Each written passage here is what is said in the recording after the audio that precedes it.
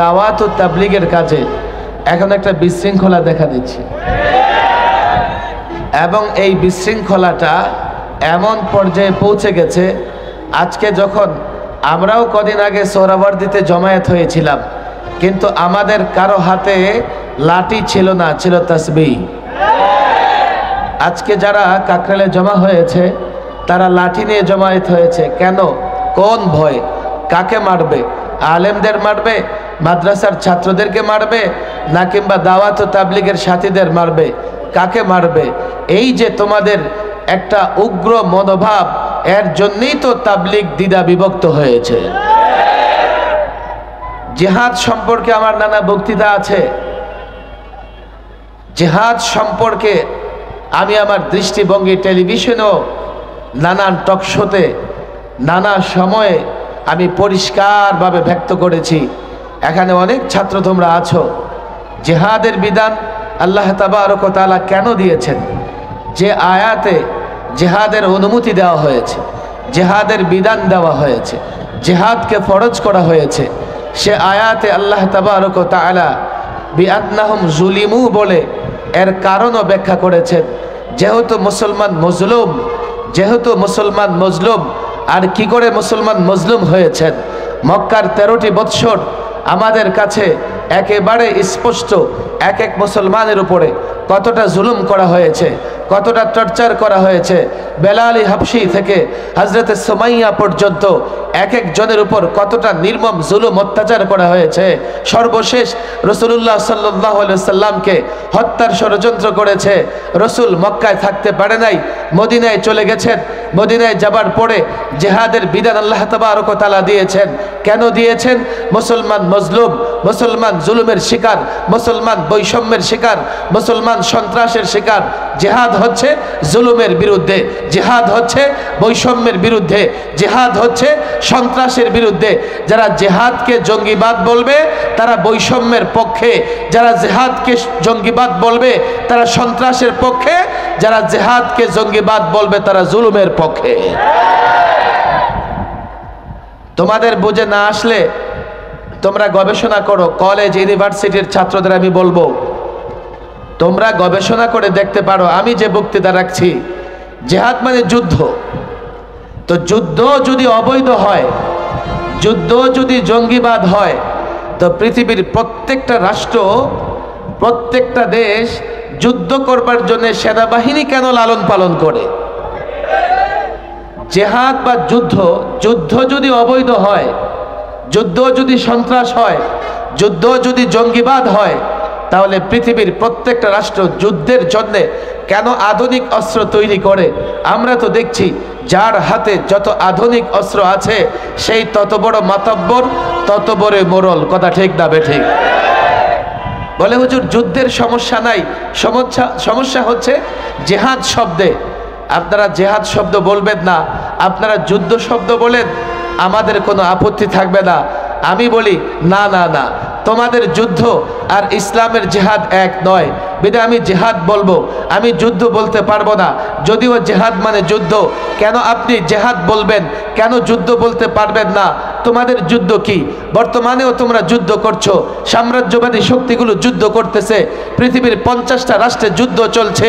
এই যুদ্ধের চিত্র তোমরা দেখো, আর জিহাদের নিয়ম, জিহাদের ফর্মুলা দেখো। আজকে আমার হাতে লম্বা সময় নেই কথা বলবার মতো। জেনেভা কনভেনশন, জেনেভা কনভেনশনে এই রাষ্ট্রগুলো যখন যুদ্ধ করে, যুদ্ধের ময়দানে সৈনিক যদি আহত হয় তার চিকিৎসা, সৈনিক যদি বন্দী হয় তার নিরাপত্তা, যুদ্ধের ময়দানে অযোদ্ধা, নারী, শিশু, সাধারণ মানুষের নিরাপত্তার জন্য জেনেভা কনভেনশনে কিছু চুক্তি স্বাক্ষরিত হয়েছে। হ্যাঁ, এটা চুক্তি স্বাক্ষরিত হয়েছে, কিন্তু আমরা যদি দেখি রাশিয়া যুদ্ধ করতেছে ইউক্রেনের বিরুদ্ধে, আমেরিকা যুদ্ধ করতেছে নানা দেশের বিরুদ্ধে, চায়না যুদ্ধ করতেছে, ভারত যুদ্ধ করতেছে, তাদের যুদ্ধের বাস্তবতা কি? তাদের যুদ্ধের হাকিকত কি? তারা কেন যুদ্ধ করে? তারা যুদ্ধ করতেছে সাম্রাজ্যবাদ বিস্তার করবার জন্য, জন্য তারা যুদ্ধক্ষেত্রে নারীকেও টার্গেট করে, শিশুকেও টার্গেট করে। আমরা দেখেছি ফিলিস্তিনি শিশু, নারীরাও নিরাপদ নয়। ইসরায়েলিরা শত শত হাজারে হাজারে শিশু হত্যা করেছে, নারী হত্যা করেছে, গাজার এক একটা মসজিদ ধ্বংস করে দিয়েছে। এটা হচ্ছে তোমাদের যুদ্ধ। ইসলামের যুদ্ধ দেখো, নারীর টার্গেট হয় না, শিশু টার্গেট হয় না, সাধারণ মানুষ টার্গেট হয় না। ইসলামের প্রত্যেকটা বিষয় সুন্দর, নামাজ সুন্দর, রোজা সুন্দর, যাকাত সুন্দর, ইসলামের মুআমালাত সুন্দর, বিচার ব্যবস্থা সুন্দর, আদব আখলাক সুন্দর, অনুপম ইউনিক। ইসলামের জিহাদও সুন্দর। তোমরা নোংরা, তোমাদের যুদ্ধ নোংরা, তোমরা সাম্রাজ্যবাদী, তোমাদের যুদ্ধ জুলুম, অন্যায় অত্যাচার, তোমার যে যুদ্ধ সন্ত্রাস, আল্লাহর কসম এজন্য যুদ্ধ নয়, আমরা জিহাদ বলে থাকি। ছাত্র সমাজ বুঝবার চেষ্টা করো, এই জাতিকে যৌক্তিক জায়গা থেকে জিহাদ বোঝাতে হবে, না হলে তুমি জিহাদের কথা বলবে, এই জাতির যুবকরা তোমাকে জঙ্গিবাদ বলবে। জাতিকে যদি জিহাদ বোঝাতে না পারো, তুমি জিহাদের কথা বলবে, জাতি তোমাকে উগ্রবাদী বলবে। তুমি জিহাদের কথা বলবে, জাতি তোমাকে সাম্প্রদায়িক কথা বলবে। অথচ পশ্চিমারা জেহাদিস্ট নামে জেহাদের বিরুদ্ধে যে প্রপাগান্ডা চালায়, তারা মূলত প্রত্যেকটা মুসলমানের অন্তর থেকে যুদ্ধের আকাঙ্ক্ষা, জেহাদের আকাঙ্ক্ষাকে দূর করে দিতে চায়। কেন জানো? কেন জানো? তারা যদি তোমাদের ভেতর থেকে জেহাদের তামান্না, জেহাদের আকাঙ্ক্ষা দূর করে দিতে পারে, তারা জানে এই মুসলমান যদি জেগে ওঠে, কেন জানো, এক এক মুসলমানের বাচ্চা অ্যাটম বোমার পাওয়ার রাখে, অ্যাটম বোমার ক্ষমতা রাখে। এই মুসলমান যুবক যদি জিহাদের ময়দানে এক আল্লাহর উপর ভরসা করে ঝাঁপিয়ে পড়ে, ইহুদিদের রাজত্ব থাকবে না, পৌত্তলিকদের রাজত্ব থাকবে না, খ্রিস্টানদের রাজত্ব থাকবে না, সাম্রাজ্যবাদীদের রাজত্ব থাকবে না।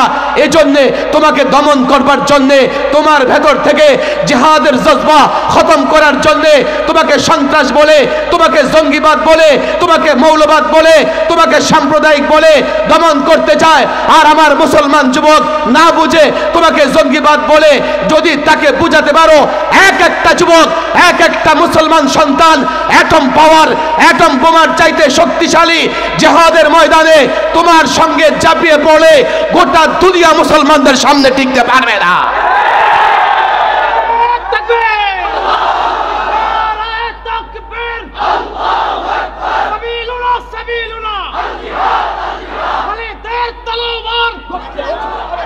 তারা বলবে কি, হুজুর জিহাদের নামে তো অনেক জায়গায় অনেক উল্টাপাল্টা কাজ হচ্ছে। আমি বললাম, জিহাদের নামে যদি কোথাও উল্টাপাল্টা কাজ হয়ে থাকে, যারা উল্টাপাল্টা কাজ করে তারা দায়ী। কথা ঠিক না বেঠিক? তুমি জিহাদ, জিহাদিস্ট, জিহাদের কথা বললে তারা জঙ্গিবাদ কেন বলবা? উদাহরণ চাও, এক্সাম্পল চাও? পৃথিবীতে অনেক রাষ্ট্রপ্রধান গণতন্ত্রের কথা বলে স্বৈর শাসন চালু করেছে। এর একটাই যে পলাতক সরকার অনেক গণতন্ত্রের কথা বলেছে, কিন্তু 16 বৎসরে স্বৈর শাসন প্রতিষ্ঠার পরে এই দেশের জনগণের উপরে জুলুম ছাড়া আর কিছুই করে নাই। তোমরা সমাজতন্ত্রের কথা বলো, পৃথিবীতে অনেক রাষ্ট্রপ্রধান সমাজতন্ত্রের কথা বলে স্বৈর শাসন প্রতিষ্ঠা করেছে। কই, তোমরা তো গণতন্ত্রকে দোষারোপ করো না, তোমরা তো সমাজতন্ত্রকে দোষারোপ করো না। জিহাদের নামে যদি কেউ উল্টাপাল্টাও করে থাকে, জিহাদকে কেন দোষারোপ করো? জিহাদকে এই জন্যই দোষারোপ করো, তোমাদের মুখে পশ্চিমারা হাড্ডি দিয়ে রেখেছে। বাংলাদেশের সংবিধান সংস্কার করার দরকার আছে। বিশেষ করে এই ফ্যাসিস্ট সরকার 2011-তে সংবিধানকে এত কাটা ছেঁড়া করেছে, সংবিধান থেকে বিসমিল্লাহ তুলে দিয়েছে, সংবিধান থেকে আল্লাহর উপর আস্থা বিশ্বাস মুছে দিয়েছে, যার কারণে আল্লামা মুফতি আমিন রহিমাহুল্লাহ এক বক্তৃতায় বলেছিলেন, যেই সংবিধান থেকে বিসমিল্লাহ তুলে দিয়েছে, যেই সংবিধান থেকে আল্লাহর উপর আস্থা বিশ্বাস তুলে দিয়েছে, সেই সংবিধানকে ডাস্টবিনে নিক্ষেপ করা হবে। আল্লামা মুফতি আমিন রহিমাহুল্লাহর বিরুদ্ধে রাষ্ট্রদ্রোহ মামলা হয়েছে। কেন তিনি সংবিধান নিয়ে কথা বললেন? কেন তিনি সংবিধান নিয়ে কথা বললেন? দেখো, ছাত্র সমাজকে আমি বলি, আমাকে বলা হয়েছে, হুজুর আপনি যেহেতু সংবিধান সংস্কার করতেছেন, আপনাকে তারা ডেকেছে, আপনি সংবিধান নিয়ে কথা বলবেন না। আমি বললাম আমি যে সংবিধান নিয়ে কথা বলবো না, বলবেটা কে? আমাদের ছেলেরা তো সংবিধান নিয়ে পড়াশোনা করে না। যেই রাষ্ট্রে তুমি বসবাস করতেছো সেই রাষ্ট্রের সংবিধান সম্পর্কে তোমার জানতে হবে, যাতে কখনো সুযোগ হলে তুমি সেই সংবিধান পরিবর্তন করে সংস্কার করে একটা ইসলামী সংবিধান প্রণয়ন করতে পারো। দেখো, ৭১-এ রাষ্ট্র স্বাধীন হয়েছে, ৭২-এ সংবিধান প্রণয়ন হয়েছে।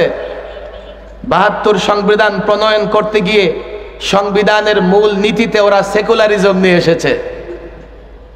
বলে হুজুর সেকুলারিজম কি জিনিস? অনেক যুবকরা সেকুলারিজম বুঝে না, ধর্ম নিরপেক্ষতাবাদ বুঝে না। এই জন্য সেকুলারিজমের বিরুদ্ধে আমরা যতটা ক্ষুব্ধ, এই যুবকরা ততটা ক্ষুব্ধ নয়। সেকুলারিজম বুঝতে চাও? আমি তোমাদেরকে দুইটা উদাহরণ দেই। আমি সেকুলারিজমের সংজ্ঞায় যাব না। কামাল আতাতুর্ক তুরস্কে সেকুলারিজম প্রতিষ্ঠা করেছিল। সেকুলারিজম প্রতিষ্ঠা করবার পরে হিজাব নিষিদ্ধ, দাড়ি রাখা নিষিদ্ধ, কোরআন পড়া নিষিদ্ধ। তুরস্কের মুসলমানেরা গর্তের ভিতরে লুকায়া লুকায়া কোরআনে কারিম শিক্ষা করত। মসজিদগুলোকে মিউজিয়াম বানিয়ে ফেলেছিল। এমনকি তুরস্কের যে বর্ণ অক্ষর, এই অক্ষরগুলোর মিল ছিল আরবি অক্ষরের সাথে। এই কামাল আতাতুর্ক কি করেছে? কেন মিল থাকবে আরবির সঙ্গে? এটা তো একটা ধর্মের একটা প্রতীক হয়ে যায়, একটা ধর্মের সঙ্গে মিলে যায়, এটাও রাখা যাবে না।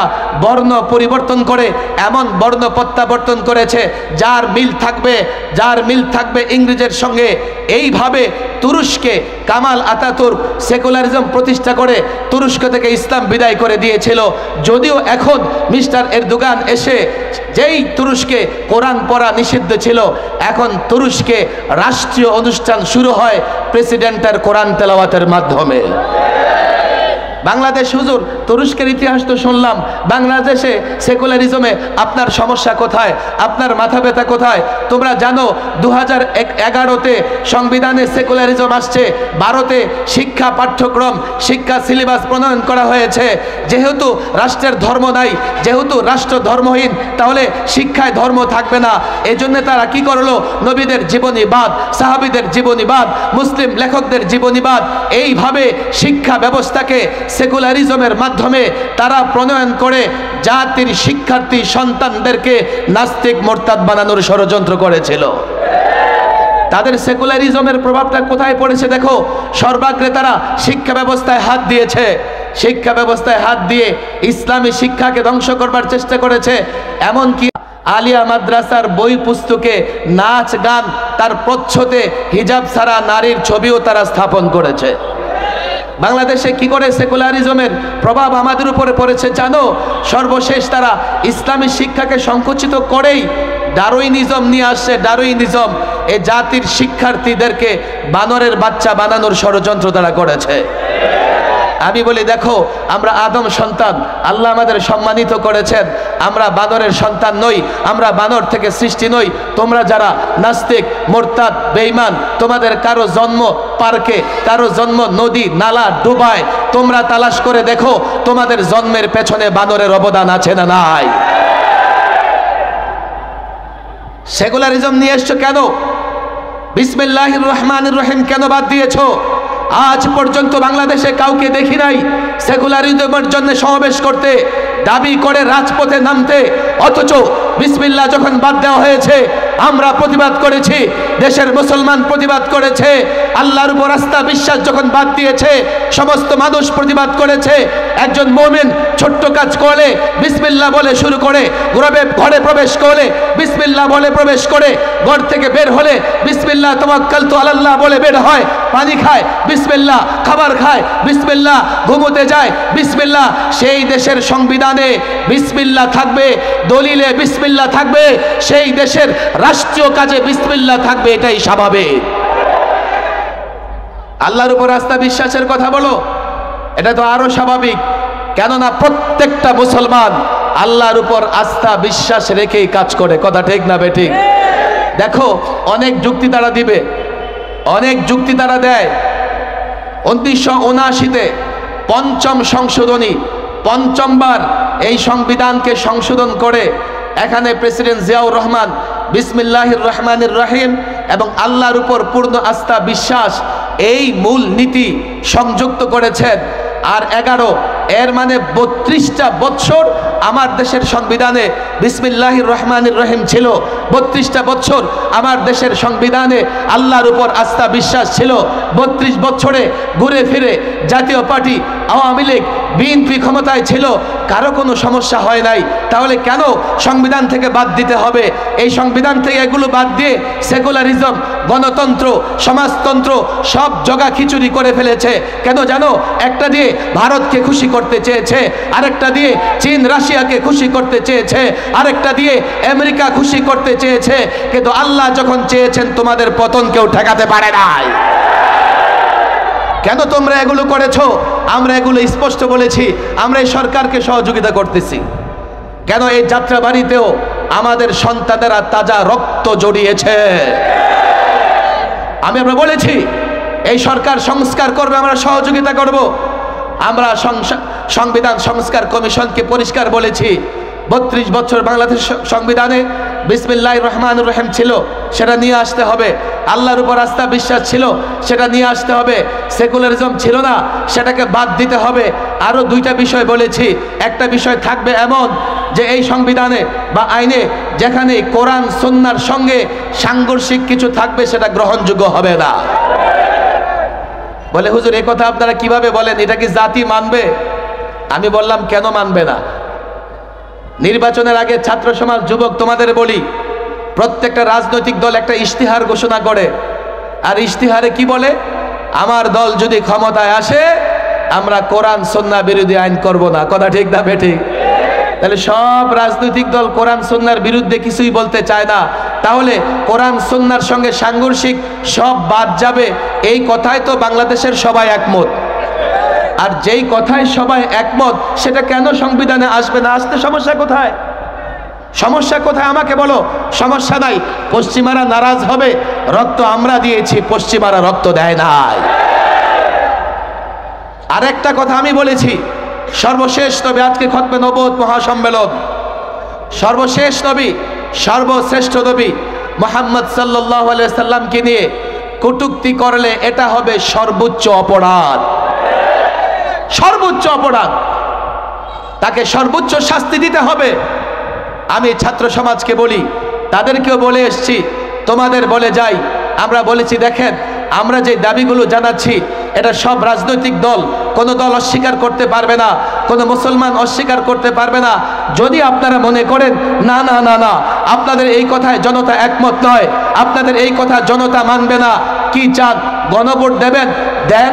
গণপরিষদ গঠন করবেন? করেন।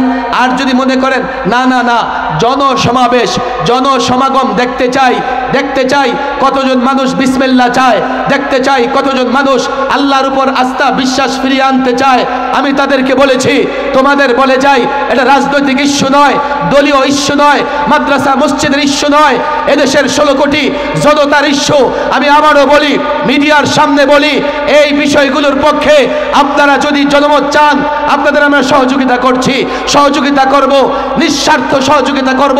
আমরা উপদেষ্টা হতে চাই না, আমরা কোনো পদ পদবি চাই না, আমরা সহযোগিতা করছি। রাষ্ট্র মেরামত করবেন, আমরা সহযোগিতা করতেছি। রাষ্ট্র সংস্কার করবেন, যদি মনে করেন আমাদের মতামতের পক্ষে লোকজন জড়ো করা দরকার, সমাগম ঘটাবার দরকার, জনসমাবেশ ঘটাবার দরকার, আমি পরিষ্কার বলি, তোমাদের বলে যেতে চাই, টেকনাফ থেকে তেতুলিয়া, রূপসা থেকে পাথরিয়া, বাংলাদেশের যে কোনো জায়গায় যদি বলো, ভাষাঞ্চলে, সেন্ট মার্টিনে, উত্তরবঙ্গে, দক্ষিণবঙ্গে, যেখানে তোমরা বলো না কেন, আল্লাহর কসম আমাদের এই দাবির পক্ষে কমপক্ষে 1 লক্ষ মুসলমান, কমপক্ষে 1 কোটি মুসলমান জমায়েত হবে, জমায়েত হবে।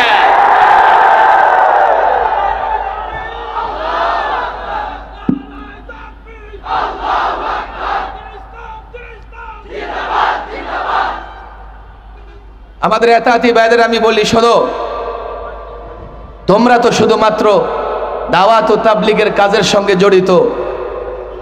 আমাদের ছাত্র ভাইয়েরা রক্ত দিয়েছে, দেশের পাহারাদারি করতেছে, আলেম ওলামারা সকল ফিতনার মোকাবেলা করতেছে। তোমরা আলেম ওলামাদের বিরুদ্ধে যেও না, আলেম ওলামাদের অনুসরণ করো, আলেম ওলামাদের সাথে থাকো। তারা বলবে কি, হুজুর না না আমাদের সঙ্গে আলেম ওলামা আছে।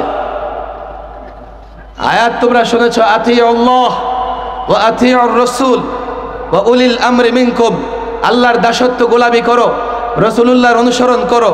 আর উলুল আমর আব্দুল্লাহ ইবনে আব্বাস সহ অনেক মুফাসসির বলেছেন এর দ্বারা উদ্দেশ্য ওলামা ফোকাহা। আল্লাহ বলেছেন ওলামা ফোকাহাদের অনুসরণ করো। আর তোমরা বলো আমাদের সঙ্গে আলেম আছে, আরে আলেমের যদি অনুসরণ করো, আলেমের মেমোরি কার্ডে কোরআন আছে, সুন্নাহ আছে, তোমরা আলেমের অনুসরণ করলে আলেমের সঙ্গে তোমরাও সিরাতে মুস্তাকিমে থাকবে। তোমাদের মাথায় কি আছে যে আলেম তোমাদের সঙ্গে আছে, নিজেও ভ্রষ্ট তোমরাও ভ্রষ্ট। পরিষ্কার বলি, তোমাদের সঙ্গে মারামারি করার সুযোগই তো আমাদের নাই, সময়ই তো নাই। আমরা এই দেশের মানুষের ঈমান হেফাজতের জন্য কাজ করতেছি। তোমাদের কাছে আমাদের দাবি, তোমরা আলেমদের সঙ্গে থাকো, তাহলে দাওয়াত ও তাবলীগের মেহনতও সঠিকভাবে চলবে। আলেমদের ছাড়া বলে আমরা তো মানি দিল্লির এক মাওলানা সাদ সাহেবকে মানি। আরে দিল্লির সাদ সাহেবকে যদি আলেম হিসেবে মানো, তো বাংলাদেশের লাখো আলেমকে মানতে তোমাদের সমস্যা কোথায়?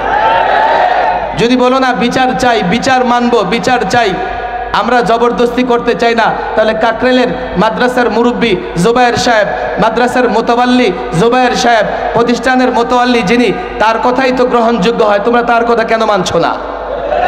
যদি বলো যে তার উপর আস্থা বিশ্বাস তাই, তাহলে এখানে আসো, কাকরাইলে ফয়সাল, আমিরে ফয়সাল যে শুরায় পরিচালিত হয়, সেখানে 6 ব্যক্তি ফয়সালা দিয়ে থাকেন। যদিও 6 ব্যক্তি, এখন 5 ব্যক্তি আছে। 3 দিন আগে একজনের ইন্তেকাল হয়ে গেছে, নাসিম সাহেব, এতাতিদের লিডার, আল্লাহ তাকে মাফ করে দেন। এখন আছে মাত্র ওয়াসিফ সাহেব, আর তার এগেনিস্টে 4 জন। তো যেদিকে 4 জন ফয়সালা তো সেদিকেই হবে। ফয়সালা তোমাদের একজনের পক্ষে কেন হবে? তোমরা যদি বিচার চাও, ইনসাফ চাও, তাহলে তো তোমাদের আলেমদের সঙ্গে মিলেমিশে কাজ করা লাগে। কিন্তু যদি মনে করো না না না বিচার মানি, তবে তালগাছটা আমার, এটা তো আমরা মানতে পারবো না, এটা ওলামা একরাম মানবে না। আমার ভয় হয়, আমি সরার দিতেও বলেছি, এইভাবে যদি তোমরা আলেমদের বাইরে চলতে থাকো, আলাদা মসজিদ বানাও, আলাদা মাদ্রাসা বানাও, একটা সময় আলেমরা যখন ফতুয়া দিয়ে দিবে তাদের মাদ্রাসায় যাওয়া যাবে না, তাদের মসজিদে যাওয়া যাবে না, তো কাদিয়ানি যেভাবে মুসলমান থেকে বিচ্ছিন্ন হয়ে গেছে, তোমরাও সেইভাবে বিচ্ছিন্ন হয়ে যাবে। তোমরা আমাদের ভাই, তোমাদের হাতে পায়ে দড়ি। দাওয়াত ও তাবলীগের কাজ এটা ইসলামের কাজ। ইসলাম বুঝে ওলামা একরামের সঙ্গে থাকো, তাদের সঙ্গে থেকে দাওয়াত ও তাবলীগের কাজ করো। আমি মনে করি এই ফিতনা দূর হয়ে যাবে। পারলে তোমাদের লিডারকে বলে দাও, সাদ সাহেব আপনি চাইলে এক মুহূর্তে এই সমস্যার সমাধান দিতে পারেন। মৌলভী সাদ সাহেব যদি এতটুকু বলে, আমার ইমারত দরকার নাই, আমি আলমী শোরা পৃথিবীর আলেমদের হাতে এই দায়িত্ব দিলাম, ওনারা যাকে খুশি আমির বানাক, ওনারা মজলিসে শুরা করে চালাক। আমি তো মনে করি এই ঘোষণা দেওয়ার সঙ্গে সঙ্গে এই তাবলীগের কাজে কোনো রকমের গন্ডগোল আর থাকবে না। বলে গেলাম, যদি কোনো এতাতি ভাই থাকো, তোমাদের কাছে হাত জোর করে বলে যাই, ওলামাদের বিরোধিতা করো না। ছাত্র সমাজকে বলি, দেখো এখন জাতি তোমাদের কাছে বড় ভরসা রাখে, তোমরা জাতিকে নেতৃত্ব দেওয়ার মতো যোগ্যতা অর্জন করো। সংবিধান প্রণয়ন থেকে শুরু করে প্রত্যেকটা আইন কিভাবে জাতির কল্যাণে প্রণয়ন করা যাবে, সেই ফিকিরও তোমরা করো। জাতির যুবকদের কাছে ইসলামের সৌন্দর্য তুলে ধরো, তাহলে জাতির যুবকরা তোমাদের সঙ্গে থাকলে তোমরা সহজেই দেশ এবং রাষ্ট্রের নেতৃত্ব দিতে পারবে। আল্লাহ তাবারক ওয়া তাআলা এই মজমায়ে খাতমে নবুয়ত সম্মেলনকে কবুল আর মঞ্জুর করে নিন। ওয়া মা তাওফীকি ইল্লা বিল্লাহ ওয়া মা আলাইনা ইল্লাল বালাগ।